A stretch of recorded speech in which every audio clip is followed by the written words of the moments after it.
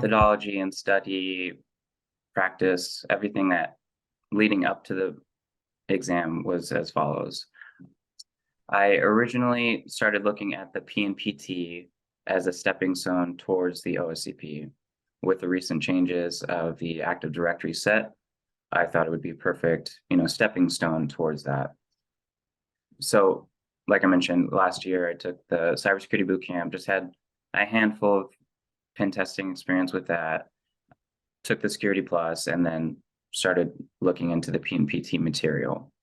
That was really the first kind of hands-on study on your own sort of material that I used. Unfortunately, I tried that exam twice and I failed both times. It was a great learning experience covering the topics necessary towards the OSCP, but what was lacking from that structure and guidance.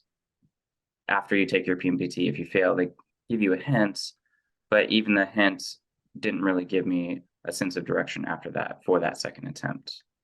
So I, had the intention of going towards the OSCP.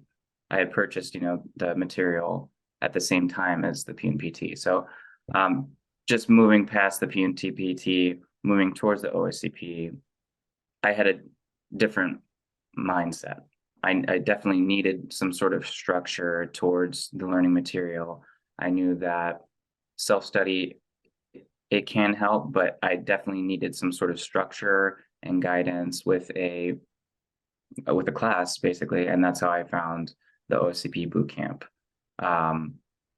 So I had started kind of briefly going through the PWK OSCP material, just kind of glancing through the topics, a lot of it correlating or relating to what I studied in the PNPT, but it wasn't until kind of stepping into the boot camp with my classmates and having that kind of one-on-one or just guided approach with an experienced penetration tester that really opened my eyes to the different possibilities when performing a penetration test.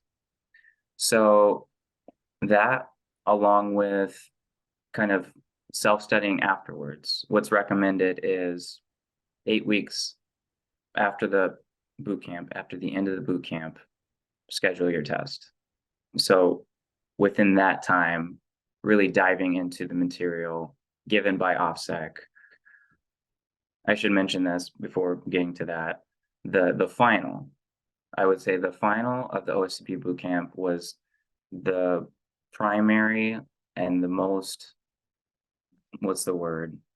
I would say the best thing about the bootcamp was that real mock exam that puts you into that test environment, what it's like. So you get time management skills and just getting a feel of what the real exam would be like. So I would say that was the most beneficial part towards kind of gaining the confidence as well towards my successful OSCP attempt. So from that final, then we moved into 8 weeks. I had to push it back 1 week. So I did 9 weeks of self-study with the PWK material. What's recommended there is the bonus points that you can obtain to kind of bump your score up. Those are the designated labs as well as the exercises throughout the training material. So those two portions are definitely recommended if you're looking to get your OSCP. I guess other than that, repetition was key. So what I mean by that, I received this piece of advice as well. Going through a particular machine over and over again. So you are building that muscle memory. What I did with this was the Active Directory sets. Just going through the Active Directory sets that they have to offer through the OffSec material over and over again to get the muscle memory of that particular attack pathway to prepare for the exam. Knowing that that was the biggest portion, weighted the most on the exam, practicing that the most.